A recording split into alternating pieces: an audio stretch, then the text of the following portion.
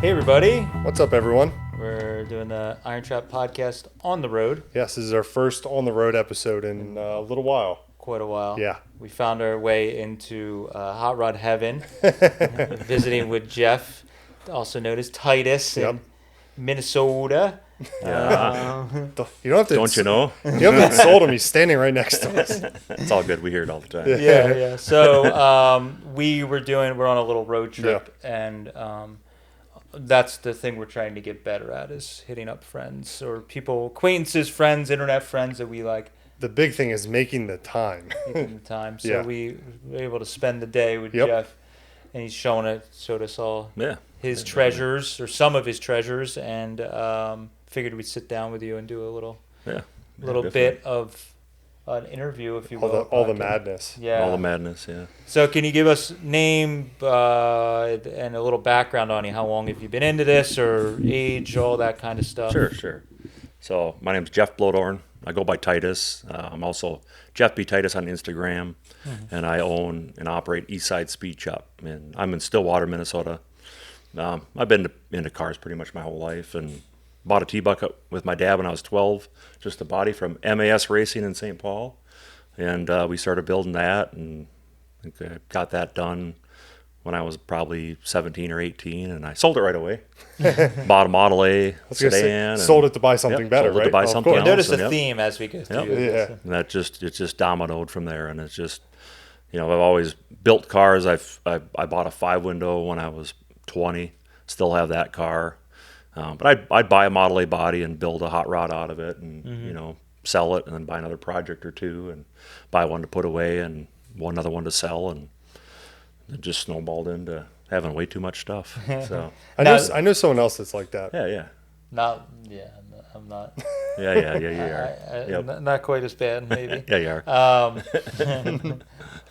So was your father really into the hot Yep, rod thing yep. and the old car thing? Yep, my dad's still around. He's still a hot rodder. He's still got a 35 3-window, and then he's got a it's over in the building here. He's got a 46 Ford Carson top convertible that he's building. We started that as a father and son project. But Oh, was then it in the house garage? It's actually in the carport. So he lost his storage over the winter where he was building. He had a buddy had a garage condo, and they got rid of that. So I had to put up a little temporary tent here. So for now, I don't have any room.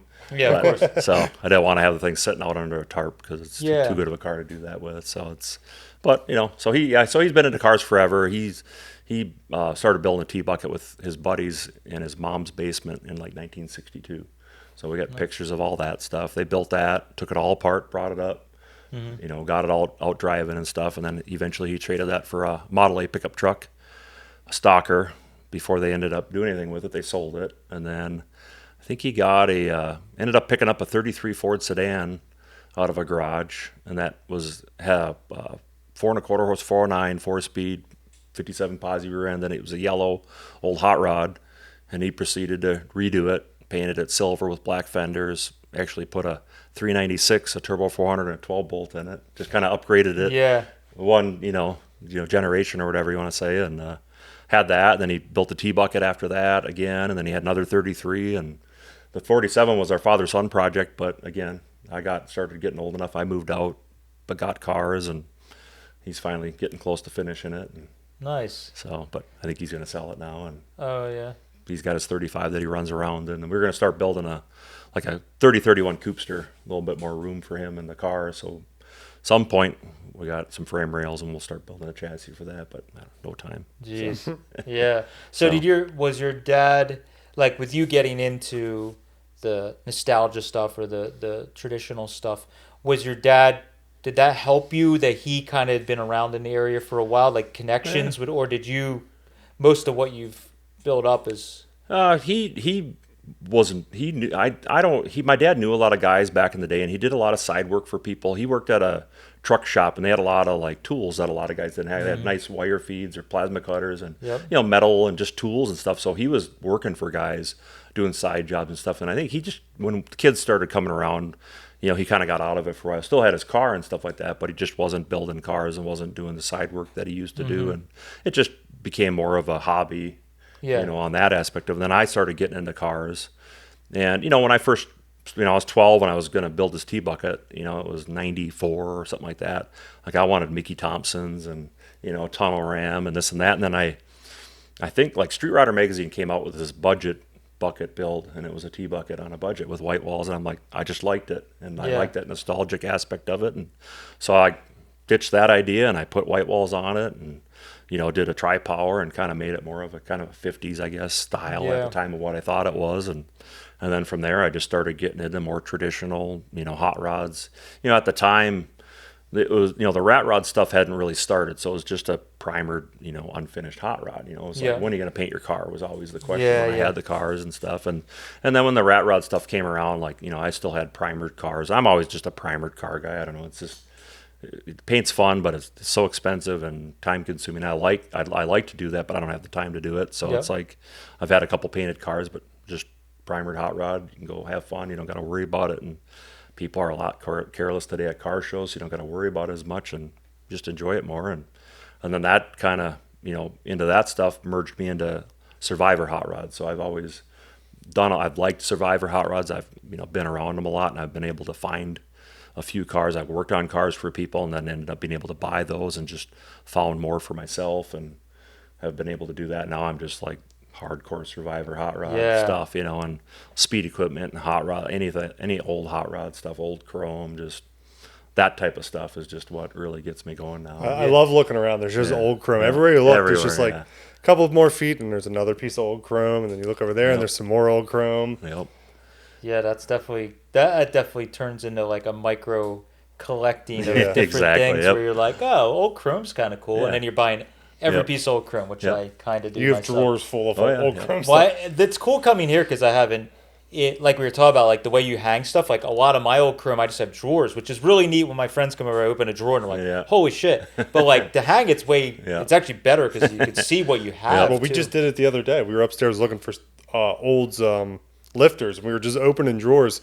Opens the drawers, like I didn't know I had all these old chrome timing covers. And there's just a stack of flathead timing covers. I should hang them because it would be cooler to look at, and also like you could see what you have. Know what you got, and it's all inventory for building a car. And I mean, Survivor car stuff's always missing, so you always kind of like get a car and you put some parts on it, like, oh, I'm missing this part, and you if you got it or you can find it. But you always look for old chrome. I mean, it's expensive nowadays to chrome stuff, and before everyone was looking for mint old chrome. Now it's like just old chrome is fine if it's got a little character.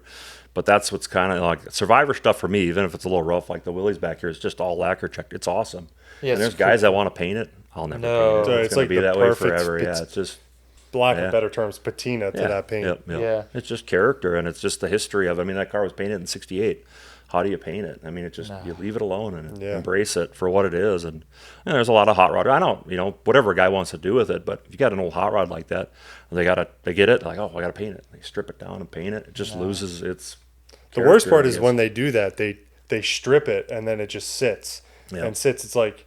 And they don't even do nothing with it. Yeah, exactly. Then they end up selling. It's like you should have just done nothing. Left it alone. And it would have been way better. Yeah. Well, I always think I always say to friends or acquaintances when they do buy a car. And I think I heard you say that on one of the cars out there. Like, just take a minute and think about before you just go and start stripping the paint. Like, just let it simmer and sit in your garage for a couple months. And like a lot of times people come around. But But even to open up their eyes to a different part of the hobby, not that the old 32 Roadster, this Ed Ward, we met him and he had been talking to street rod shops and getting quotes on getting work done on this Roadster, and I'm like, don't touch it. Like, it's just so intact. I mean, the upholstery's there, the paint's there. It's, it's not perfect, but it's just amazing how intact it is. I'm like, you got to just leave it alone. And then that, he never really, his plans his whole life was to restore the car. So now you're going, don't do that. Well, it's his whole life that he's wanted to do that. So it's like to change his mind, he started thinking about it, and, I pitched him working on it. And I'm like, if you want me to work on it, this is what I would do, and whatever. And, a couple months later he called and he goes, I like what we're talking about. I thought about it, and let's try it. Let's do it. So kept that one from getting, and he was like small block Ford and C4 and, all that, which is fine if that's what you want to do, but just go buy a project one. Go buy a Brookville or go buy a one that's already in primer and, and I feel like it's locally to me, there's a lot of cars like that it's older people that have a car that maybe they've owned a long time or maybe whatever, and they do that, and then maybe their health, while it's in the street rod shop for 5 years, 3 years, whatever, then their health declines, and then the car, then something happens to them, or they can't build it anymore, or they go into a home, whatever, and then it's like, then this car's in this weird in-between state where they pulled all the good stuff, stripped the paint, started putting modern stuff in it. It's like now the car, it's like such a shame. I wish they would have left it alone. So, What was your first Survivor car that you found? If you can remember back. Well, I think it's my I'm trying to think here. The Deuce 4-door that I have out in the shed. I think that's the first real hot rod Survivor that I had. I'm trying to think. Yeah, really, I think it was. It was an old hot rod out of Owen Sound, Ontario, Canada. 32 4-door, had an Olds rocket in it. I was up visiting a buddy in Thunder Bay, and this guy had bought it down there and brought it back to Thunder Bay, and he was gonna street rod it or hot rod it, change it. And I seen he had it sitting outside under a tarp, and I started kind of poking around it, and he's like, well, I had it for sale for a while, but nobody wanted it. And so I ended up talking to him. I made a deal on it and bought it. And I think that's probably the first real Survivor that I was able to purchase myself. And then, I worked on my buddy Louie's old 32 5-window that I now own. That was probably the first Survivor that I worked on for a customer, and got that back on the road. And I had my 5-window, and I've had that 5-window I've had forever. I was driving it to work, and I got this new job at a machine shop. I was running an automotive machine shop. And so I drove my car there, and the delivery driver from O'Reilly's across the street came over, and he's like, oh, I got a 5-window. I'm like, oh, really? He's like, yeah, I've had it since 1962 or whatever it was, and I'm like, sure, and he's like, no, I'll show you sometime. So one day he comes over, he goes, follow me up, go up 3 blocks up from work, and open up this garage door in a brick garage, and here's the 5-window sitting in there, and I'm like, you do got one. And it's an old hot rod. It's buried. You can see the top of the grill and the hood and the roof. Can't see nothing else. Child 5-window. And I'm like, well, I'm going to get that on the road. And he's like, oh, I'll bring it over to you sometime. So 3 years later or so, shows up at the shop one day with the car on the trailer. He says, I'm bringing it over to your house. So I brought it over, and we started working on it. And the motor was stuck. It's a flathead in it. Pulled the flathead out. He brought it to his buddy's machine shop, and they didn't work on it for a couple of years, and then that shop actually closed down. And then he went and got his motor, and he brought it to another guy just south of me here, and he got the motor done right away, got it back here, and then like another year later I finally had time to work on it again, and we got it all back together for him and got it running. But yeah, it's just crazy how me driving my car to work met him and got his car back on the road, and he's still alive. And this last year he's like, well, I don't drive it as much anymore, and he's got a 36 truck he's had since 1960 also. Wow. He's like, I drive that more. He goes, I'll sell you the 5-window. So we made a deal, and I bought it. And which one is that out there with the pink interior? It's not here. It's stored at over at a buddy's right now, but it's a chopped, full-fendered, gray primer, 5-window, light blue firewall, flathead with tri-power on it and stuff. Nice. Just neat, all intact too, but in primer, And I think that's, and we've kind of communicated that since we've been here, the patience thing. So that's another good example of like a lot of people that are in our hobby finding this stuff. They sometimes hound these guys. Like that guy asked you to work on it. You could have been like bugging him to buy it instead of being helpful and being like, oh, I'll help you work on it, playing the long game, and then eventually you were able to buy it. And it might have went differently if you were like just And it was never my intentions to try to buy it from him. I love the car, and a lot of people are like, oh, you should try to buy it. I'm like, yeah, if he ever decides to sell it, he calls me. That's the good attitude, I think. And that's how a lot of these cars have come to me. That like the Roadster's the same way. Ed, I talked to him about it, and I said, what are your plans for the car when you do pass away? And I said, just so I know too. And he's like, well, we'll probably, family likes the car, but none of them are car people. We'll probably end up selling the car. So we'll just let them know that I would always be interested in it. And, it all worked out in the end on that car. And, it just is what it is. The Willys here my buddy had, and he knew I always liked it. And he found it. And finally one day he's like, well, you should buy that from me. And worked out a deal on that one. And it's just being the first one to get a shot doesn't mean it's cheap. It's just the first one to get a shot at buying it. Yeah, it is what it is. Like I said, they're just such amazing cars that, how do you put a price on them or not? The price is irrelevant. It is, but it isn't. It's not. None of the cars were overpaid for or anything, but they're just, they're awesome. You just can't. It's just cars like that you can't replicate. And it's all relative to how much you like. That we always say that like this old hot rods and customs. It's built to the owner's taste, and when you're selling somebody else's build, Yep. You just gotta like the paint or the way it's built or the style. And Yep. you know, I've seen a lot of cars like that are like survivors. I'm like, man, I wouldn't have paid 50 G's for that. I just don't like it. You know, it's Yep, cool, yep. but it's not for me. Yeah, And exactly. Yep. so that's what makes it tough with selling these cars. Sometimes somebody asks crazy money, but if it's a little too kooky, it might, you know, be few people. Now, did you like your early days of starting to get into finding and buying and hunt? Like, at what point did you start going nuts for the hunting of parts and stuff? Was that pretty early on? No, I don't know. I would always go to swap meets, and like when I bought my Model A sedan, I ended up getting a nailhead from my shop teacher. It was in the shop class, and they were going to take it apart for school. So I'm like, well, can I just give you a Chevy motor? And so they did. So I had this nailhead, and I got this sedan. I'm like, they're going to go together. And so I was going to swap meets, but like, you know, I bought that intake is probably the first. I bought an Offie intake brand new from Speedway for my T-bucket, but that 6.2 Y and Dragstar was the first piece of speed equipment I bought, and I just liked it. You know, I put that on there, put 6.2s on it, and I just started buying a little bit here and there. And some people like, oh, this guy's got a Y block 6.2, so it was like my second one piece that I bought. You know, and then you just kind of, you know, I'm always building cars. I'm always, you know, putting a car together to sell or a project or a roller. So you're always looking for parts, and then you're just always hunting for stuff for your cars.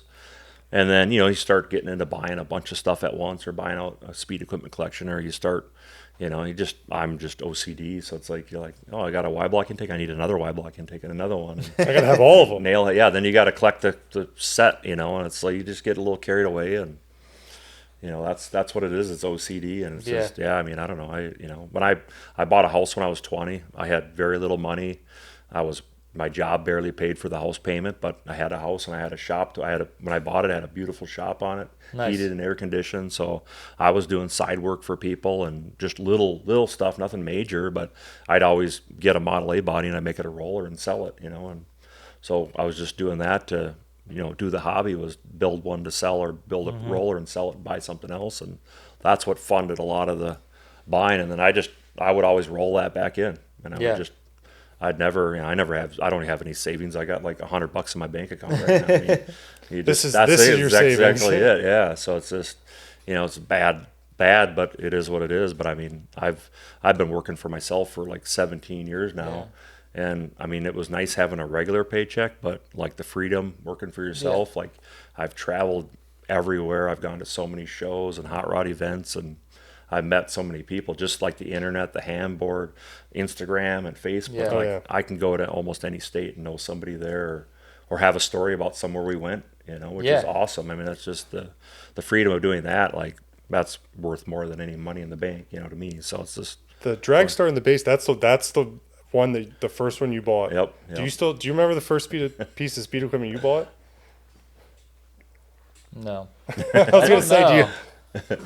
I think the first we talked about it in a podcast recently. Did we? Auction stories. I think the first interesting piece of speed equipment, because okay. I can't remember, because like for me it was like I picked up common stuff. Yeah. You know, like a swap meet. Well, you get whatever you can. At the time, you're like stuff that was harder to find. You didn't look at that. You just this manifold was available and it was affordable. You bought it. Yeah. Yeah, because I would go to the flea markets and it was like I bought like an Offie 2.2 because it was like all I could afford, or you know, whatever. But like I bought those Y and cheater heads at a. That's auction. right. Yeah. I felt like that was my first like score, because they were like cheap and not everybody really knew what they were. And I, you know, it felt like I got a deal, but nothing. I don't know. It wasn't as prolific of a story, unfortunately. But now, when you, what age were you started doing the like running around, going to other sides of the country and that kind of stuff? Probably so.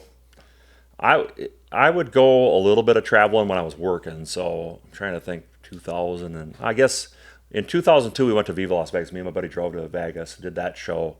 That was like my first real road trip anywhere. And then we were doing 100-car pileup was going on, and I don't know what that was, 2000. I guess I don't know, 3, 4, 5, somewhere in that area. I had a Deuce 5 window, and I was on the Handboard, and I put a post up that said, I'm going to the 100-car pileup.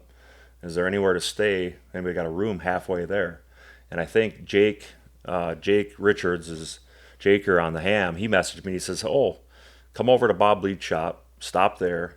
We'll find somewhere. everyone's got some room, you know.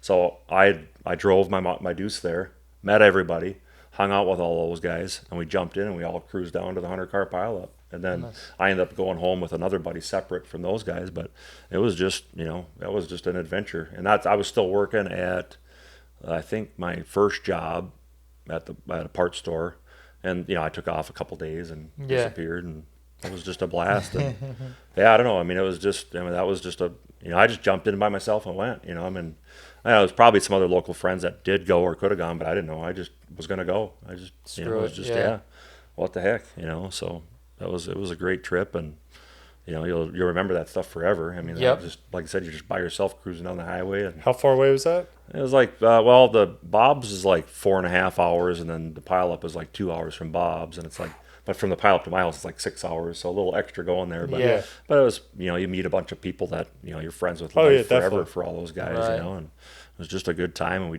did that like 5 or 6 years in a row. We would do that. We'd just go to Bob's and meet, and we'd go down to the show and just had a blast. Just a big group of people and stuff, and you know, it was a lot of fun. So, but yeah, that's probably when I started doing some of that stuff and the pileup trips. And then when I quit work, my second job was at the machine shop. They closed up and got bought out by corporate parts store, and I started working at home. And Marcy from Hop Up, she used to travel. She still does, but I used to travel with her a lot to a lot of shows, all the bulletproof shows. We'd go to all those, Florida and California and Washington, and did a lot of road tripping with her, probably 3 years, just constant road tripping and driving all over. And we just have junkyards and people we'd stop at in places, and I think that was a blast. I feel like that was the end of the old school junkyards and the you know, the before the internet really took over with buying and stuff. I feel like that was, you hit that list. And in my area, I remember when I was younger, some of the old time yards that you could still find some treasures at. And, you know, now you fast forward to now, and a lot of those places you probably went to are long gone. Was there I remember so when I first started looking to Ham years ago, there was a car. Was there a junkyard in Washington or Oregon or something? You got a Roadster or was there a Deuce or something? Well, there's a yard in Wenatchee, Washington. Okay. Marcy bought a couple Zephyrs out of there, and then there was a Roadster or a 5-window. Well, I got a multiples. So there was a. I just remember. See, I used to. Well, there was a stack of 32 sheet metal. Okay. Roadster, Phaeton, and another Roadsters. 2 Roadsters and a Phaeton, but they're all in pieces. They're all broke down, and Australian stuff.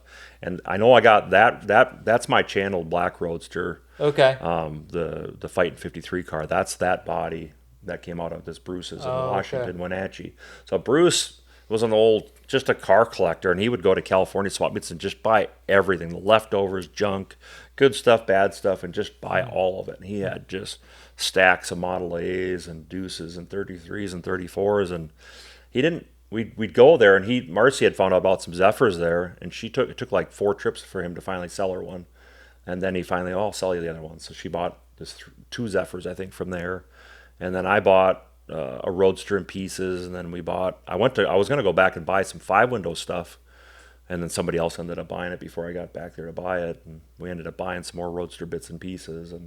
But there's trailers that, I haven't been in that one in 30 years. I open the door, I'm like, there's a 35 Roadster cowl and doors. And, there's a Deuce cowl. And I mean, the stuff was everywhere, hidden everywhere. And it was an awesome place to go dig around. It's probably still like that, but he's in a nursing home now, and I don't know, his daughter's kind of in charge of everything, and there's just nothing happening. It's hard to get in there, So, that's when I first got heavy into this stuff or started researching and getting into it, I was living vicariously through all you guys that were on the Ham that were actually doing it, because I had the little junkyards around me and stuff, but it wasn't like you guys were traveling and finding these like stashes. And for me, it was like, dude, that would be cool to, and it was neat seeing it from afar, some of those threads that would go around, finding that stuff. So was there, what would be is there a crazy one or craziest place? Because we get asked this all the time, like, what's your craziest place, or do you have a couple that are like? It was Bruce's. Was that the junkyard in Wenatchee? That was just the most craziest. Ones. Yeah, there's like 5,000 cars there. I mean, and it's just mostly early Ford, or was it just like anything?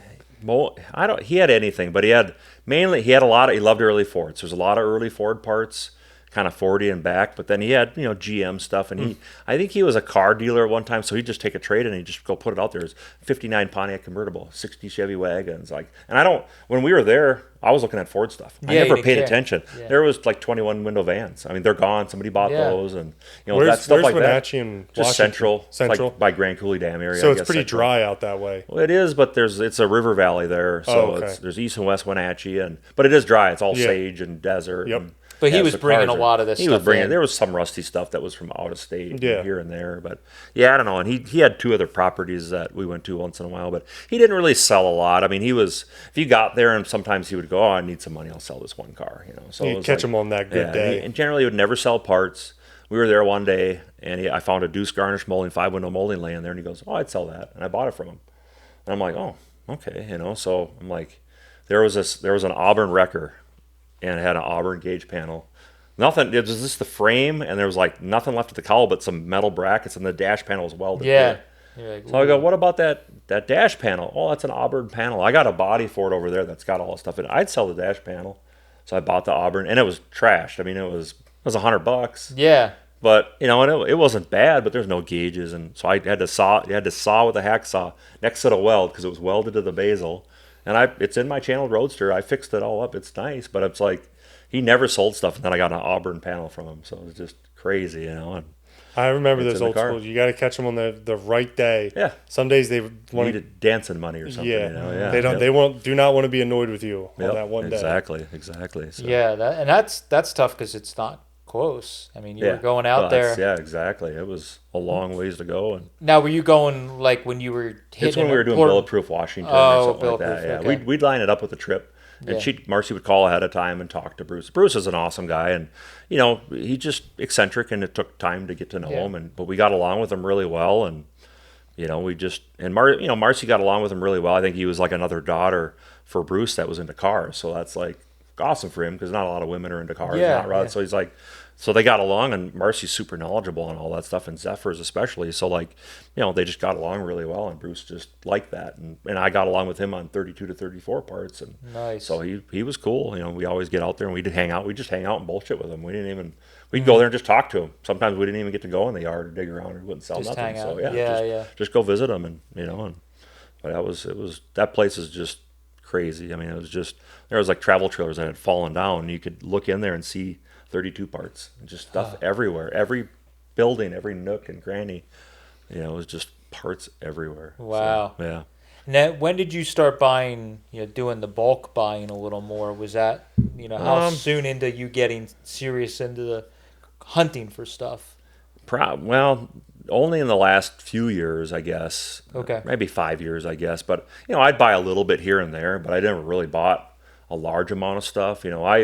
Like 5 years ago, I bought out a big 6,000 square foot warehouse in Texas. Marcy had found out about this. It was B&E Olden Auto in Weatherford, and they had Zephyr stuff. And Marcy found the Zephyr stuff, so she's like, well, I went to this place and there's a ton of parts. So next time we're down, we'll go. So we go in there, and Bob was the old guy that owned it all, and he bought this car collection, all the parts he had to buy to get the cars. So he's like, everything's for sale. So it was just, they had put it all up on pallet racking, shelves. It was organized. I mean, it was amazing because it was like, here's the carburetor shelf. It's 20 feet long and it's 15 feet tall. All carburetors. And they were all like Stromberg, Hawley. It was all organized. There wasn't, people had been through there. So you'd find some stuff mixed in here and there. But there was still a lot of good stuff. I got 3 pallets of transmission adapters from them. I bought every single one of them. So we go down there, and it's just, you just dig and you just find stuff. And I had been going there for probably 10 years. And then we were down for a trip down in Texas, I think Decatur swap meet or something. And we went to go visit Bob. Bob had passed away. And he was probably in his 80s, I think. So he's getting up there. So every year we kind of went. We always kind of worried that something had happened. But he did. So he passed away and ended up talking to his son. And they're like, well, we want to sell the parts. They have a body shop that they had built like a 60 by 100 building for all these parts. And they had like 25 feet was the body shop. And they had started kind of wanting to take over the building. So they're like, we want to make room for the body shop. That's my son-in-law's deal. So we want to make room for him.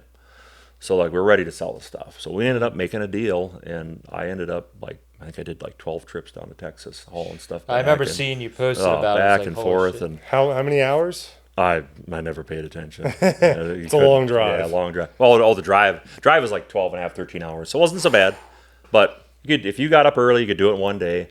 I didn't want to have to go drive 5 hours and get a hotel, so I tried to save it. And I'd bust ass to drive down there in a day, even if I left a little late, and get down there and save as much money as you could. Sprint, But I'd stay down there for like 3 days, and I'd load like 6 to 8 crates full of parts, and they were like 5x4 crates, and fill them up, and then I'd rent a box truck, and we'd forklift them in the back, and I'd drive them up here. And I worked with this Grafe auction company in Spring Valley, Minnesota, and I bought stuff to keep, and I bought stuff to sell. The stuff that I didn't care about, I would house it down there, and I would organize it. And I did like 5 auctions or 6 auctions with them to get rid of stuff that I didn't want, and then I'd bring home all the Ford stuff and the parts that I wanted to deal with. And so that was the big one. And after that, then it's like everything's like nothing. It's just like all that, like I can move that in a day. You know what I mean? It's just like, so once you do that, and then my friend Skip that owns French Lake Auto Parts, he sold it to his son-in-law now, but he was always doing a lot of buyouts. And actually probably 10 years ago, I helped him on one. He had ended up like with some 180 cars. So I went down there. I went to go buy a 36 Ford 5-window, and he's like, "Well, you want to stay and work?" I'm like, "Yeah, sure." Yeah. So I stayed down there. I ended up staying there for 3 days working for him, and he's like, "Well, I don't think you owe any money for the car. You worked for 3 or 4 days or whatever." I'm like, "All right, Cool. So then he's like, "Well, if I call you the next time," I'm like, "Yeah, call me." So I started working for Skip on these cleanouts, and we did. That same guy, he bought another 100 cars from that same guy, and I helped him with that one. He bought a 700 car salvage yard in southern Minnesota that I helped with for 2 weeks. We did like 90 hours in 2 weeks. Holy It was crap. crazy. So, and that guy had gas and oil science. He had 32 Fords. He had new old stock 32 fenders. It was a salvage yard, and it was like a hot rod salvage yard, and it was just stuff everywhere. Unbelievable, the stuff there. And so that was a fun time, and that one. And then he bought out a bunch of Cadillac stuff in Utica, and so we've just had a lot of adventures with him too. So nothing scares me. The stuff you guys do too. I mean, you get into a big one, you're trained for the next ones. They're just kind of that one was easy, And, and that's why I enjoy watching. That's one thing we talk about with social media recently, like in our podcast. Like that's the part that I enjoy. Some guys in our hobby or business are competitive, where I'm stoked when you got that cat, when you guys were doing the caddy stuff, I was like, it's an adventure, man. Yeah, it's just fun. Yeah, I'm only jealous of the adventure, not that somebody else got the stuff. So I like seeing all the people on social media or Instagram. They're they found the car, they found this. It's just like you get to vicariously live through what they're doing. What was the big buyout that just happened in Rockford? All the Impalas, that Street Machinery in Ohio. Oh, yeah. He bought all those Impalas and 57 Chevys and stuff, and those videos are just awesome to see. And it's just a garage, and they're just dragging cars out with that one piles is of insane. parts. Oh man, yeah. It's a lot of work, man. They did a good job and got a lot of stuff out fast, and it's like I said, you're on a time frame. You can't. The Texas deal for me, like I made an agreement with them that I had like 2 years to get it out. That's cool. And COVID hit in the middle of it, so like, no, you're making progress. You're like the building's like half empty. We're good, So, but I just would go down there in the wintertime because it's too hot in the summertime to work. Yeah. So I'd go down, to like every month in the winter for 4 months or whatever, and go down and keep making a trip, and. Just, but a lot of times you got a lot tighter time frame. So if they said you got to have it out in 6 months, I still probably would have done it, but it would have been a lot harder. So. Yeah, it's the same with some of our deals. We've turned stuff down where there's like an unrealistic time frame. I just humanly not possible. Now you got more room. Yeah, well, room's not always the problem. It's the labor. Labor's the problem. No, I know. You got to just buy a semi truck and a trailer. Yeah. You can just park that and just. The overhead of that sounds very expensive. Just what we need is one more item to maintain, a semi-truck and trailer. We have a hard time keeping all of our normal stuff running. They need a big diesel truck and trailer. Well, and all the licenses that go with it, and the DOT and the log. It sits for 6 months, and all the air brakes are messed up. It's like, well, we got to take and fix the trailer now so we can leave and drive across country. I know there's places that'll do it that you can rent a trailer and they can drop at a road trailer, and I've done a couple of that, and that's what, like when I was doing Texas, I was using the box truck, and it worked good. But like one of the trips, we went down there with a couple buddies and we loaded like 30 crates. I mean, I think I did like 58 crates of parts in the end, something like that. and then I had truckloads and trailer loads of other stuff too, and van loads. But so we did all these like 30 crates. And then I'm like, I'm going to check into a semi truck. And like at the time it was like $1,200 back to Minnesota. I'm like, well, that's a good deal. Yeah. I'm like, why didn't I do this sooner? And so I did. I had them all ready, and I said, can you guys load the semi truck when it gets here? I know you guys are busy, but yeah, we'll just take care of that for you. So the semi truck showed up. They freaking loaded it, and my buddy that owned the auction house, I told them. They said, "Yeah, we'll have a guy there too." They dropped it off. I didn't even lift a finger. It was the best. That's it's so easy. It's the best transport ever. But I don't like burdening people. Like down there, they were very good to work with. They were awesome people. I didn't want to bother them. So I'm like, do I need to drive down when the truck gets there? Well, trucking's so undependable nowadays. One truck got there and he says, I can't do it, and he left. So so you go down there and then they don't do it. Then when's the next load coming? So you can't. So it's like more just dependent on them, and they were always good about it and good to work with. And some of these properties, they're not set up for having a semi truck. We do a lot of these where it's like you got to back the box truck. They're not even set up to get a box truck in there, let alone a semi trailer. Yeah, so then you got to how do you get the stuff and ferry it from the property to the street? And then you're moving it. It's like you moved it 4 times when you could have just moved it twice with using a box truck yourself. Yep. We have these conversations. Every estate we do, we're like, well, should we do it this way? Tried and true is always the best. That's the way you got it going. And I hate all the variables. That's what we hate, is because it's like when you're on a time crunch. And one guy doesn't work out, or the trucker doesn't, like you said, you're down there for 3 days, and then the trucker bails, and then you're like, well, now what do I do? At least we know with us with a box truck, it's only us we have to depend on. Well, then the rental place, the truck breaking, or the catalytic converters getting stolen from it before we show up. Oh man, that's funny. Now, is there anything that got away? One that got away, or was there ever a car that you almost got, or something really crazy that you wish you didn't work out? Or I've been pretty lucky to get most of the stuff that I want. There's always cars that you've seen for sale, and you're like, the timing wasn't right, you couldn't buy it. But I've never really tried to buy something and not gotten it. A month ago, there was a Channel Deuce Roadster on an auction, old blue Survivor car, and I wanted it, but another guy was bidding on it, and I'm kind of set my limit, and you just gotta, some of that stuff, you just gotta set your limit, and I didn't have enough money for it. I was borrowing some money already, and it's like I just don't need to do that. But it was a really neat Cadillac powered blue metal flake Channel Deuce Roadster. Nice. It was a Project Survivor car, but it was really neat, and I would have liked it, but again, I got enough cars. So. Yeah. But still want one more. So one more. Yeah. That's what we all tell our significant others. Just one more, I promise. One more project. Yeah. So you have gotten really involved, it seems, recently or in recent years, with the local hot rod history. The Gopher State Timing Association. Yep. So Gopher State Timing Association was started in 1956, and what it was a club of clubs. So you had, everywhere. Minnesota has a huge hot rod history. So there was a ton of clubs. Like I think, and I don't know how far back, like everyone talks about the earliest club and this and that, but Minnesota had clubs in like 49, 50. So maybe farther back, maybe later. But I got a Bumper Buddies club plaque that was dated 52, and that's when that club formed. So there was a lot of clubs around, and there was Minnesota Twin Cities Dragways. I forget what year that opened, but right in that 53, 54, 55 era. And, everyone was racing, and there was all the hot rod and safety stuff was all coming around like everywhere, Wally Parks and all that stuff. And that, have you ever seen the movie The Cool Hot Rod? Kind of that same deal, So bunch of these car guys got together. John Foster, he was a big part of it. And they basically said, let's get these clubs together and make this association, and everybody can work together. And they were building Minnesota Dragways. That was their goal, was to build this Minnesota Dragways. So basically the GSTA was a huge part in building Minnesota Dragways. And John Foster ended up running Minnesota Dragways. And it's Twin Cities Optimist, I believe. It was like I forget what.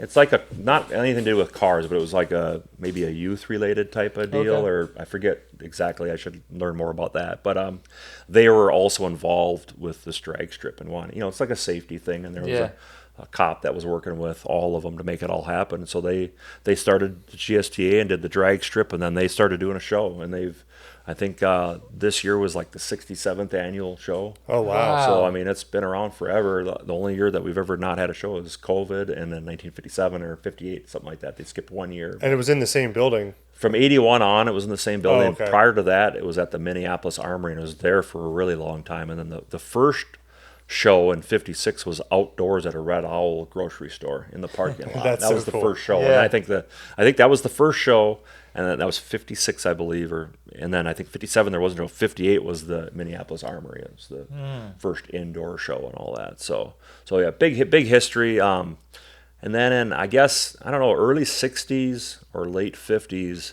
the club actually got into having their own dragster. So they had a club dragster. And you could, if you were in the club, any of the clubs that were part of GST, you could drive the dragster. So, and that's to this day, like they had the car called the Little One, which is a short wheelbase, had a blown small block in it. And that was their first car. And then I don't remember the Stucky car, and there's a couple other RCS cars. They had a twin Hemi dragster in 1969-70. And like I said, if you were in the club, like you could be involved in racing that car. You had to work on it. You had to be part of it. You had to, so there was, a lot of people cycled through the years, and there's a lot of people that ran the cars up till the twin car. Then they built a rear engine car. And I think after the rear engine car, they got out of drag racing for a while. But I think in the 90s, they ended up getting back into it, and they got a club dragster. So we have a club dragster, front engine dragster. We have a 77 Nova door slammer. That's, kind of the trainer car. So you can drive that, and then you can work up to the dragster.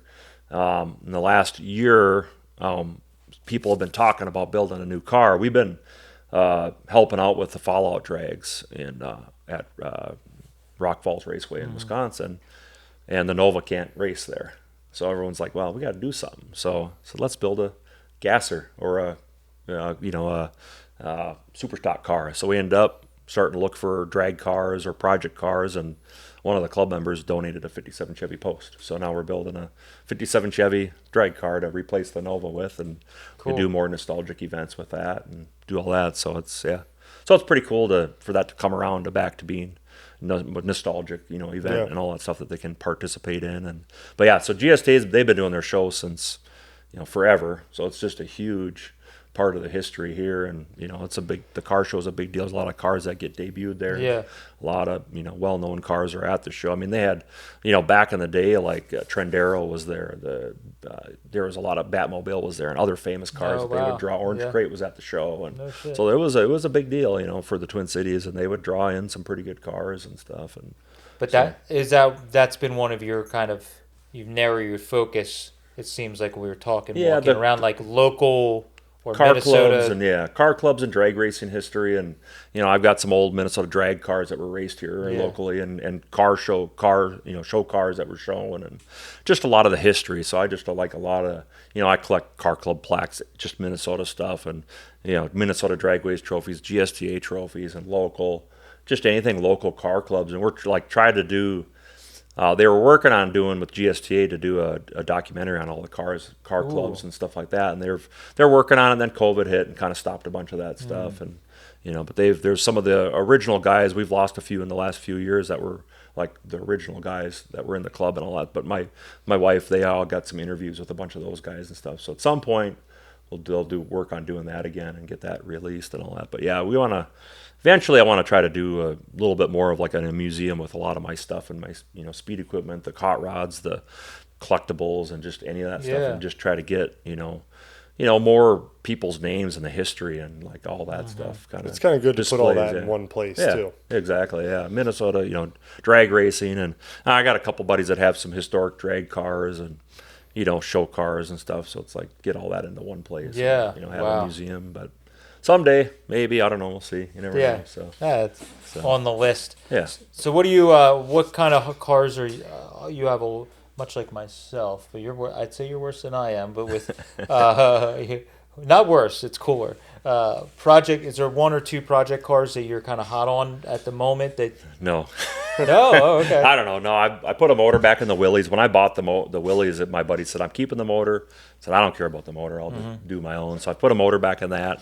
Last week, I got this 29 Roadster pickup I'm working on for a buddy. This is actually Louis' car that I got the chop 5-window from, so we're working on that for him. I got to get that one done here this summer and get on that. And then my buddy Jason's 5-window here, I've been helping him on that. And I just always get distracted. And I mean, there's cars that I want to work on and I should be working on, but just paying bills and working on stuff and buying more stuff to coming up with money for that, you get distracted from working on your own stuff, and that's why I've been doing a lot of parts lately, rather than trying to take on as much customer work. Yeah, so I want to devote my time to working on my cars instead of customer cars. And that makes sense. My dad worked for me a lot. 5-7 years ago, we were doing a couple days a week. He'd come over and work, and we'd get a lot done. And I'm like, you got to get your stuff done. Like I don't want you. Money's nice, but like go work on your cars and get your stuff. I'd rather you use your time for doing that than helping me on this stuff that isn't as important as your own stuff. So I want to try to get focusing back on a lot of my projects and get that stuff going. And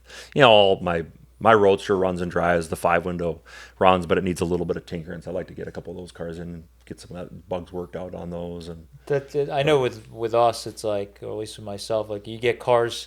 You probably have the same problem. Like you get a car driving and running decent enough, and you drive for a while, you're like, I don't like that or that, but you just keep dealing with it. Yep. And then it's like, it's driving, it ain't broken. Yeah, exactly. So. Yeah, it's like annoyance is not, and then you start thinking about, like, man, it'd be really nice if I fixed those couple little things. Yep. Now, do you have is there a best swap meet find type thing? Whether it's as far as, it doesn't even have to be monetarily. Could it be just like, was there something that's a couple memorable swap meet finds that were awesome? I mean, I've gotten so much good stuff at swap meet. It's so hard. I mean, there's just, if you're pounding the pavement, Hershey's always such a blast to find stuff. Carlisle, we did good. I bought I was telling you earlier, I bought a Stuart Warner gauge panel, twin blue Speedo, which is probably one of the hardest Stuart Warner speedometers to find. Blue one, so it was cool to find that. And a couple of years ago, I bought a Horn Y-Block 4.2 intake at Hershey from a guy that already had just bought it at Hershey. But so that was cool to find that. But no, I've gotten really lucky finding stuff. And we walked up on a guy pulling out a new old stock Halibrand in the crate, and I'm like, you need this for your car, and so he ended up buying it. But what swap meet was that at? Hershey. Oh, no kidding. It was at Hershey. It was probably like, actually, I think it was the first year that I went. Whenever that was now, I can't remember, but 6-7 years ago or something like that. But yeah, me and John Gonzalez were walking, and I'm like, he's on the phone with somebody, and I'm looking at this, and I'm like, what's that? And he pulls the lid off. I'm like, I look at it, and the price was reasonable, and I'm like, I spent my money. I mean, this was at the end of Wednesday, I was like spent, and I'm like, John, you should buy this. And he's like, I don't know. And then he's looking at it, he's like, no, maybe I should. So he bought it. It's always fun when you convince your friends to spend their money. Exactly. So, it's like one of us has to buy this, and I'm out of money, so you are up to bat. Can't walk away from this. It was too good of a deal. But yeah, I don't know. I've gotten lucky finding so much stuff. It's so hard to pinpoint.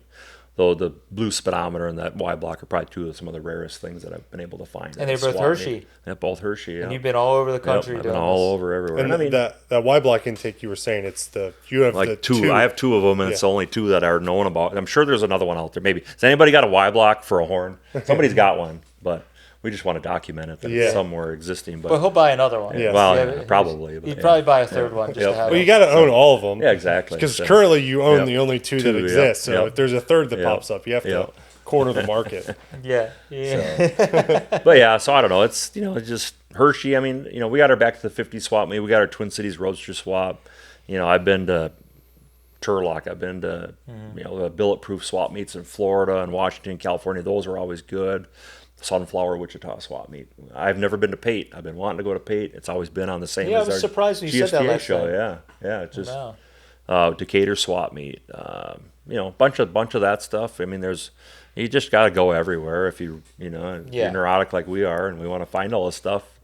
You get out and look, and I mean, the stuff's out there. I mean, I've bought in so much stuff at swap meets. It's crazy, And do you have any swap meet stories where you like met a guy and then you like bought something or whatever, and then you led to buying better stuff or more stuff away? Weren't you telling us one last night or something? When Marcy was in Texas, I bought some Edmunds finned Hemi valve covers off of eBay, and Marcy went and picked those up in Texas. I forget northwest of Dallas Fort Worth area, and when she picked those up, he ended up having a giant speed equipment collection, and she bought some more stuff, and then we ended up going back back to the 50s because she was coming up. I called her and I said, "Can you pick these up on the way up?" So she did, and picked up a bunch of other stuff, and then we went right back down after 50s and bought a pile of stuff. Wow. So that was a cool one. That was probably 10 years ago or more. I can't keep track of time anymore. I'm now the old guy. 10 years ago thing was always 20 or 30. So exactly. now I'm at that point in my life where I say that, oh, it's 5 years ago. No, it's probably 10 or 15 years ago. But yeah, I can't keep track anymore. But definitely quite a while back. But that was probably one of the best finds of all the stuff that, a little lead led to. But a few other too. There's a local guy that passed away, and we were at our Twin Cities Roadster Shop. Marcy was in town, and he opens up his van. He starts pulling out parts. And Marcy bought like a Krager Cadillac 4.2, and I bought some like Cal Custom scoops, and I bought a Spalding flamethrower. And the guy sets out a Manifray, and I'm like, oh man, that'd be cool. And then the guy in front of me picked it up, and he's like showing it to him, and he's like $250. And I'm like, oh man, So he's like, damn. And the guy's holding it for like 20 minutes, and I'm just like, put it down, drop it. If you don't want it, I'm gonna buy it. So he buys it. And then I follow him. I'm like, hey, if you want to resell that, let me know. And he goes, oh, just stop back. My spot's over here. I'm with this, So like an hour later, I go back there, and he's like $400. I'm like, okay, I'll buy it, So, but we ended up meeting this guy. And he's like, well, my brother passed away. He's got a lot of stuff like this, if you want to come up sometime. But we never really, we talked to him, and he invited us, but we never got up there. And then I think my wife had a connection through another friend, and we finally did get up there, and I met him, bought a bunch of stuff. I ended up building a 27T Roadster for him out of parts that his brother had collected for other. So it was a nailhead powered 27 Roadster on a Model A frame, and I just went there and I said, that axle, that frame, that motor, that transmission, that body, and we just collected all parts that he had and built his car with it. There was very little we had to buy, so it was pretty cool that we were able to build this. He was probably car pretty out of his stoked brother. about that. And they still have it as far as I know. And we cool. bought a lot of stuff from him. I bought slicks and axles and just old starter crossovers. I mean, there was just so much good stuff there. That was also probably a really good score. So that was fun. And I went back multiple times, and I'd spend all my money and go back and save up money and go buy more. Been there many times. You're like, let's just get the best stuff I can afford this time. And hope that it's still, the rest is there and we come back. Yep, exactly. That's funny. So. Was your wife, was she into the car thing when you guys met? Yeah, her family's into cars. Her dad's got hot rods and stuff, and she's always been around it. She actually had gone to school for upholstery. So my wife is Jenny Melgard. She's, Bladorn now, but she is Stitch Bitch, Upholstery by Stitch Bitch. So she's she had gone to school for upholstery, and been around it and all that stuff. And we kind of met each other and started hanging out, and we started dating and stuff. And we just knew. So like 6 months after we met, I'm like, let's go look at this house. And this is the house we bought before we were together for just a short period of time. But sometimes when you know. Yeah, you know. So, but yeah, so she's always been around it. She had her 65 El Camino, and she's got a Deuce pickup out in the shed too. And so she's always been around it. And she started doing like a lot of traditional tuck and roll upholstery and started getting a lot into that stuff. And watching the ham, that's what the part of it that I remember seeing is the counter, the two of you, know, is like the dream setup. You're she's doing upholstery, you're finding parts and putting cars together. Oh yeah, a lot of fun, and now fast forward, now you have a daughter that's 12 years old. Yeah, she's trouble. But she's grown up in it. She probably won't like it, but you never know. So we don't. You can't force that on anybody. So we're just kind of let her. If she likes it, she likes it. She comes to swap meets with me, and she sells tools, so she's got a knack for that stuff. So a little wheeling and dealing, and just teaching a young kid the value of a dollar, I think is so important. And just teaching them the wheeling and dealing. I know so many people, I'm only in my 30s. I know so many people my age that have like zero idea how to do that at all. They're just like, they show up and they buy, like, did you offer to haggle at all? Nope, I just paid the price. It's like, you didn't ask if they take anything less at all? Nope, paid it full price. Like, Jesus. And we've, like when I first started bringing her to swap meets and she's selling tools, I go, so listen, people are going to offer you less money. I said, if you look at this and you go, okay, I want $100 for that, they're going to go, $50. What do you do? Well, I don't know. I said, do you take $50? Well, that's a lot less than I was asking. I said, you go in between, tell them 80 or 90. And then you start haggling, and she's like, okay. So she's pretty good at that. She got it right away. So I go, okay, you want $20 for this microphone. what if I offer you 10? She's like, oh no, 15 the minimum, but I'd tell you 17, So Yeah. So she knows, she's good, and it's all a numbers game too. Like, it's percentages off, you're not gonna, to me, it's like 50% off. I'm not gonna go up and offer somebody half price. I'm just not gonna buy it. I'm not gonna look at it, But people still do. But I'm like, if they do that, you just gotta say, no, I won't do that. This is what I'll do. And so I kind of taught her the amounts and numbers and this and that. But then, like I said, just the talking to people and being able to talk to a stranger, good and bad. I mean, stranger or someone at a swap meet is different. She knows that, but just personal skills, just being able to talk to somebody, and that's it's hard huge. for young people these days. So she's gotten a good education on that, I would say. Well, and that's what, like, swap meets, that we all do that. You go talk to everybody, and you're talking to people all day long at your spot. I mean, just the personal skills to be able to talk to somebody. And that's like, I had my T-bucket. I got that running when I was like 18. I was out running around. I met everybody in the Twin Cities. I know all these car guys. I'm at the swap meet, and same thing. You talk to people all day. Same thing. I get stopped every 5 feet. I know everybody. Yeah. And it's just from being around it, being young, talking to people, and that's what I say for young people too. Go talk to people. Yeah, we talk about that all the time in podcasts. If you see a car you like, go ask them about it. They'll talk. Car guys will usually talk. Yeah, they love talking about themselves and their cars. Especially about their own car. Exactly. It's like, you want to know every little detail? They're just waiting for it. Yeah. So that's just huge for the hobby, is to just go talk to people and meet people, and that's like with my stuff. Like, I'm always open for tours. If anybody's ever in town, get in touch. I mean, I always like when people stop over. I try to visit people whenever I'm around or near, because it's fun. I mean, it's just fun to hang out with people, and talk and I think that's a fun part of going to visit people, because like you're doing exactly like when we're walking, and I see something that I think is neat, and then you're like, boom, here's the story about that thing, and it's people are always amazed with our stuff. Like, how do you remember every little piece where you bought it? It's like, for whatever reason, it's in your head. That's a That's a good story. Yeah, exactly. It's it's life. It's fun. It's, I don't know. Yeah. And it's also what makes a car. Yeah. Like when you have a car and it's, I found all of these pieces, but in different places, Washington State and California, it's like brought all this random shit from all over the country, and I built this. But I think there's an art to like what you've done with that 40, where it's like you pick all those pieces and you put it together, and it looks how like it was. Should have been that way, or people were like, wait, did you find a car just like this? And that's cool. Like you said, like your wife did the door cards. Panels, And once it's all together and kind of ages, you wouldn't. Yeah, you're not gonna be able to tell. You take your dirty hands and you dirty up a little bit. Yeah, that's got to be hard. Like for our upholstery people in our area, a couple people I work with, they do stuff for me. I'm like, man, I gotta let this sit in the garage with grinding dust. Like, oh, don't tell me that. Exactly. So your wife just gets finished the door cards, and you're like, oh, I did it too. You just come in and pick it up off her table with greasy hands. You're like, thanks. I'll go up and install this now. She's like, great. Usually you want to be careful, not you just touch it. Just put it on, put it together. That's like Jerry did the top on Pete's 46, and he's like, now you gotta be really careful when you touch the top with your hands. And I'm like, Jerry, I kind of want to just let it touch it with my dirty hands. He's like, no, here's the cleaner. And I'm like, that's a Survivor car. We can't leave it. Dude, Jerry, watch.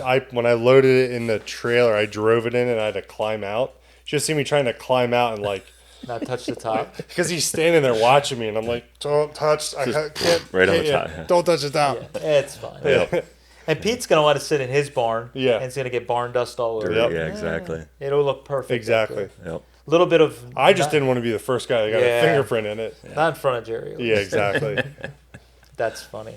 So do you, going forward, is there any, we ask this question a lot, is there like a North Star car or item, even if it, like if there's a car from, a magazine or somewhere, like what would you love to find? Like, is there a car or something that you don't even know if it exists? It could be just totally ridiculous. Any Survivor hot rod. No, I don't know. It's just. I didn't know if there's one like in your area that was famous, or there's one that I always wanted the orange crate, but I know that's never going anywhere. That's stuff. Probably not now. Crate, Steve Gilligan got it. It's like, it's, and he bought it. It was expensive, but it was reasonable. And people are like, oh, you paid too much. I'm like, it's the orange crate. Like, you didn't pay too much money for that car. Well, obviously somebody else, because now it's in Three Dog. Exactly. Yeah. So and Three Dog paid a bunch more than he paid for it. I'm sure. No, I'd love to find some old historical Minnesota hot rod that is hidden away, and That's everyone's dream. Yeah, I mean there's 100 cars I'd love to find, but who knows? There was a car that was raced at Minnesota and Twin Cities called the Gopher, and it was a cut down, either a 5-window or I think it's been told it's a Deuce 3-window. Cut down, it's gold with scallops on it, and it had a blown flathead, then it got a Hemi in it. And there's rumors of the car being around about 10 years ago. Tried to trace it down, can't find it. It was on the cover of Cars and Clubs Minnesota magazine. If you look at the last issue, I'll show it to you. But it's on the cover of that. I've been trying to kind of hunt that one down, but it's a goofy old hot rod, but it's got a lot of history in Minnesota. A lot of known guys were around that car, and there's some pictures of it at the drag strip at the GSTA show showing too. So just anything with cool Minnesota history. I mean, like I said, I'm pretty lucky with the cars that I got. I mean, I can't. It's so every car I get, like it's hard to top the next one, and like the Willies. And I dug out this '54 Corvette straight axle car that was raced here in Minnesota. I mean, that's just like, how do you top that? I mean, was the T raced here too? The T was in Milwaukee at Great Lakes. Yeah, the little 32 competition coupe that was raced at NEDA, which is Northeastern Iowa Timing Association drag strip in Iowa, which is like Sioux Falls, I think, if I remember right.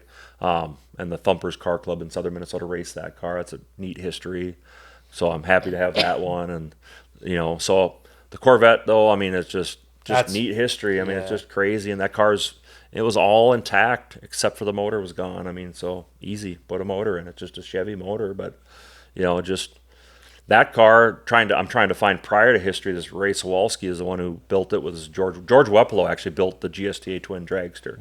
So he was a really talented fabricator, chassis builder. He actually worked on this Corvette. And the time frame, I don't even know when the car was built, 63, 64. I know it was raced and shown. It was shown at the GSTA show in 65, 67, and 68. And I got some pictures of it at the show. So there's some history known on it. But prior to that, I don't know when the car was built. I've been chasing down a couple leads, talking to some old timers. They don't really remember the car. One guy remembers the guy, but he goes, I don't remember him having that car.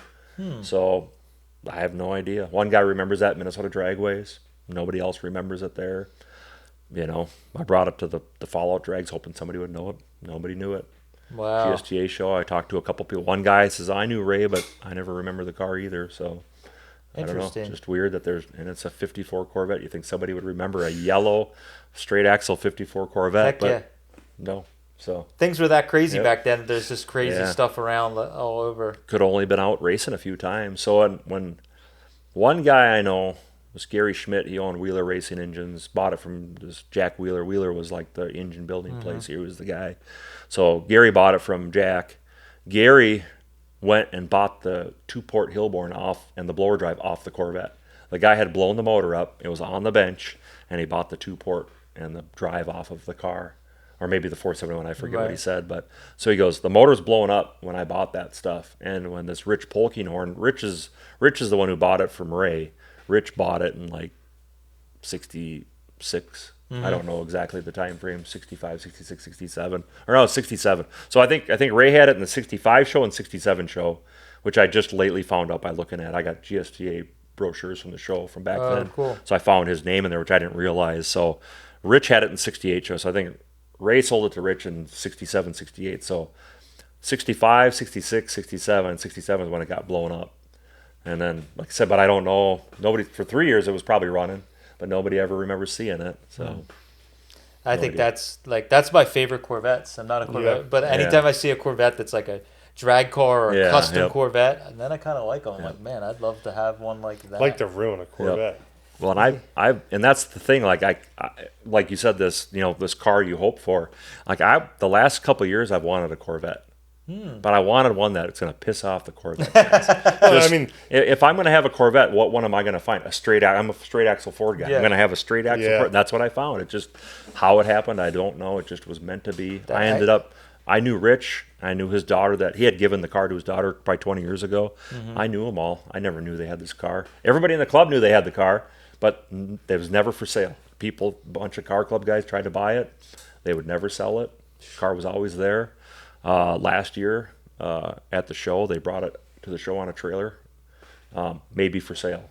And I ended up talking to them, and I passed the interview, and they sold it to me. So it's nice. Crazy. So yeah, passed the interview. I've heard that. I felt like that so many times. Gotta be the right guy. Gotta, Yep. And I got it running last fall, and we brought it out to Rock Falls just to show it. Yeah. And the grandson came, and I let him drive it and stuff, and to see it. So they got to, and then so the goldenrod, Rich Polkinghorn, he was actually president of GSTA in the mid '60s.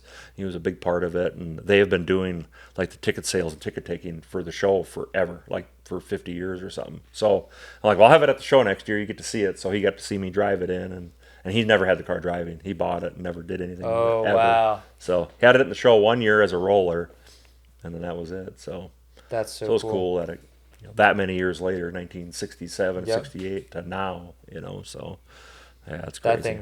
That thing's killer. Yeah. I'm You excited haven't to see seen it. it yet. Yeah, we haven't seen Well, it yet. I've been eyeing it up on Yeah. So It's in- I've been it's in the watching car it through trailer, social media. Yeah, Yeah. I can't wait to see it in person. But like, it's been cool to watch that stuff on Oh, social media to see, get it. Talk about getting it and then Getting it seeing going, getting it going. Yeah. That's Yeah. fun. I would Yeah. say it seems like you're pretty good about that. From what I've noticed, is you get these survivors and it's like pretty quick. I feel like you get them Yep. running and moving, which is Well, the problem is that with if you get it and you don't do anything with it and it gets put on the back burner, it's hard to get it back up. That Deuce 4-door, I bought that car so long ago. I put it in the show. I put a motor back in it, kind of mocked up, got some stuff done on it, plans to work on it some more, and I haven't had time to do it. So it's something else is coming up. Yep. I can You just get distracted with finding something else or finding another car. And Or like I said, gets I've been tucked in lucky a for corner. finding this stuff. Yeah. Tucked in a corner, you got stuff all around Yep. it. It's like, I Can't got to get it move out. all of All this this. to get that out. That can wait Yep. till next year. Yep. Yes, I can totally Yep. understand that. And so you're ready for another building or something at this point, man. Or Yeah. Or Or two. less stuff. Yeah. Yeah, less See. stuff seems like a poor idea. Yeah, it seems like a waste. I've been selling some of my personal projects, and like I call it upgrading to some of these survivor Yeah. cars. And I've got a couple Deuce sedans, and I got another Deuce 5-window straight axle car. I got a Model A gasser straight axle. I got a 33, and it's like I like all those cars, but I really like some of these survivor Yeah. cars. They're just like I said, you got this list of cars. These cars are at the top, and the cars at the bottom, they're still ones I really like. But it's like How do you top like pushed off, yeah. that Willys is like a exactly. So, dream, yep. I The never Corvette, figured I'd own it, and both of that, the Corvette and the Willys. I mean, like I said, I've been lucky to have the cars that I have, and I'm happy with everything I got. So it's so hard to what can I top? I mean, the cars are just awesome. So Yeah. it's just lucky to have them. And Who knows what's on the horizon? After you Yeah. get a Willys and a Corvette, you're Yeah. kind of like, topped out. no, never. All downward. Yeah, right. Yeah, right. Back to that boring early Ford stuff. No, now he's gonna have as many Willys as he does. Yeah. as Now I'm gonna find like another 32 Ford. Yeah, those are boring. Lame. I need a Corvette or a Willys or something even Yeah, wilder. What's the story with the dragster sitting outside? That was a buddy of mine that passed away, and he was at one of the local swap meets, and somebody brought it to the swap meet for sale, and he bought it, and then he brought it home and never did nothing with it. He ended up talking to the guy, and the guy supposedly knew a little bit of history. Supposed to be raced at Minnesota Dragways. Had a 6-cylinder. That's about all I know. Dan passed away, and then I ended up buying it from his widow, and just kind of as a wall hanger. It's exhaust pipe, and it's super thin, and it's rusted out. And it's a cool wall hanger and stuff, but Nadine's like, oh, the guy that he bought it from said he has the top cowl with a name on it. So I'm like, well, that's the key. So I found that she had a picture of the guy's phone number for some reason. So I got a picture of it. I called the guy. He goes, oh, I remember selling that to Dan. I said, well, Dan passed away. I got the car. Oh, okay. Well, I have that top cowl. I'll bring it to you sometime. Well, that was like a year ago, and haven't heard from him. Oh man, Pause. where do you see? We asked this. This is probably what as we're winding down. Where do you see the hobby? This is like the magic question. I'm sure all your old talk guys about it all the time. What do Yep, you yep. see with the current state of the hobby and moving forward as far as trends or younger people or whatever? What do you see from your part of doing all this? So, it's. I mean, there's a lot of older guys that are passing away. They got a lot of their street rods from the 90s and 2000. That stuff is dropping, in value because there's less people that want that. I still think there's young people. I mean, there's a lot of people around. A lot of people have the interest. It's expensive to get in. Maybe this will help. Yeah. Research, some of that. But I there's definitely young people who are into it and getting into it. just not when they're 18. I mean, Yeah. all the older people, I mean, when you're 18, that's what you did. You had a hot rod. It was cheap. Like I've got lucky because I got into it when I was young, and Yep. I bought a body. We built a car. I mean, that's the thing. We built my T-Bucket. We built $3,000. I mean, that was just an insane budget, but we just got deals everywhere, and we found deals. But so it's hard to, number one, to have the knowledge to be able to do that, but then to be able to budget that kind of deal and be that cheap. So it's gotten to be an expensive sport to get into for people, and I think that's stopping people. So when the prices come down, some of the street rod stuff, it's getting more affordable. It'll probably get more people into it. But I still see a lot of, I've got a lot of younger friends. I got a lot of older friends too, but there's definitely, like Race Gentlemen and Hill Climb and some of those events, like these events that you're active in, the young people are really liking that. And they're, you can take a Model A and go race it. Yeah, and have fun. Yep. And you can still find a two-door like with a Model A chassis for a few $1,000s and get it running for not much and have fun. So it's just, to me, it's like always stepping stones. I think you get, nobody's going to go buy a Willys right off the bat unless they're really lucky. Yeah. But they're going to build a car that's within their budget and then get into it. And I had, in high school, I'm 43, so I was young for being around all that stuff, and there were not a lot of young guys doing it. But like, trying to think where I lost my train of thought, but we were I had buddies that were into like Mustangs and like 90s stuff and trucks, and then I'd come up in my T-Bucket or my Model A and they're like, oh, what's this, so then they're riding with me and they're like, riding a T-Bucket or a hot rod open car is just a different experience for people. So like, I like this, so then like, oh, he got a 46 Pontiac, it was a starting point, and then he got a hot rod, and then so it's kind of these stepping stones getting into it. And and there's been a lot of 32s that have been coming up for sale, a lot of neat hot rods. So a lot of us younger guys have been getting stuff. You look on Instagram, all the younger guys on there, they've been finding some pretty cool stuff and getting their kind of dream car, and I feel like there's a lot of, I don't know, to me it seems like there's a lot more younger people that have like kick-ass like 32s, 34s, where I feel like some of my older friends, they're like, oh, that was my dream to find a 32 5-window. I could never afford one to find one. And now it's like the concentration. And I don't know if it's like social media making people feel like they have to have that better car to be cool or whatever. But like, I don't know. I see so many young people with 32 to 4s and really good stuff. Corvettes, even it's like, wow. I think the other thing that I think too is, a younger or older person grew up in a time where things were cheaper. Yeah. So, younger people, stuff's more expensive. So now, that's, I guess, the ratio too. Go look at a new Chevy truck. People are paying 50, 60, 70, 100 grand for a truck. A $40,000 hot rod isn't that bad. No. So if and that's what I always felt too, is like, you guys were all, people our ages are getting established with life. Yep. They're getting a really good job. They get a good home. Their kids are getting a little bit older. They get a little bit of money, and they have money to spend. And that's where I always think that 18, you don't got no money. When you're 40, you've got your life going, and now you can go buy that car. You can justify maybe taking out a loan on it and paying payments on it and afford it. So and just I think wages. I don't know. When I was working at the parts store, I was making like $9 an hour. Right. And I bought a house. It was a $100,000 house. I was broke. I mean, I had like $200 every month left over, and that was for gas and other stuff, So, wages. There's good jobs out there that are paying pretty good, and there's younger people with technology and stuff that they are making good money, so they can afford some of that stuff. But then I also look at it as, the older people, maybe they're a little bit more better with their money, where I'm just gonna go buy the $40,000 car, like it's a little bit looser, right? So. So it's like, it's the same thing. Like, they're not going to go pay $1,000 for a manifold. These old guys, they want to buy $100 manifold. Yeah. So people are a little bit looser with their money now, I feel, but not bad. I mean, if you can do it, that's fine. Do what you want to do. But I definitely agree with that. Echo that 100% because it's way more. Yeah. People are less frugal. Because I feel like everything's so expensive. You just go out there. You're just used to it. Yeah, you just equate it to normal stuff. Like you're saying with the new car or going out to eat, and you're like, you can blow $500 with something stupid. Yep. Without even really trying that hard. Yeah, so I always equate it to that. We have customers that'll be like, at swap meets, will be hemming and hawing on buying a piece of speed equipment. You're like, well, you're going to go out to dinner with your wife tonight and probably spend 3/4 of what that item is. Yep. and a nice dinner. Go get hot dogs instead. Yeah. Exactly. Well, you're gonna ship that dinner out, but you'll still have this intake at the end of the day or whatever, you know, like. So at least you have. I've always thought of it as at least you have tangible items. Yeah. That Totally. Yeah. Like you talked about, if you needed something really good came up, you could turn around and sell a few of those items. And the value of that said item very rarely tanks down. Yeah, exactly. Yeah, that's always. We're basically good, we're trashy stock traders. Yep. We're trading. We're grease traders. Yeah, exactly. We're buying and selling stock. It's just a physical, tangible item. Precious metals. Precious metals. Yeah. Precious metals. Yep. Treasure. No, it's like when I got my house, like I didn't go buy furniture. Somebody gave me a couch. Somebody gave me a TV.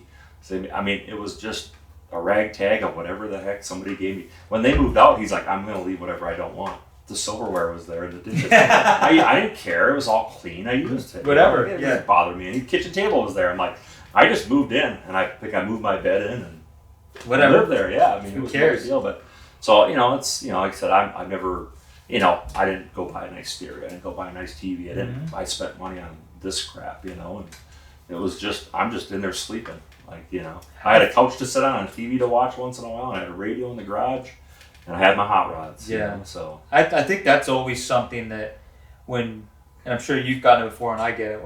Like people see the cool stuff you have, and they're just like, oh man, I wish I could do that or whatever. I'm like, well, you got brand new car payment. Yep. You got 6 kids. You got some crazy house in a nice development. It's like all you're doing is trading.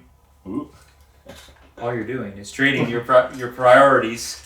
So you didn't buy a nice. You didn't buy some $1 million house in the rich neighborhood.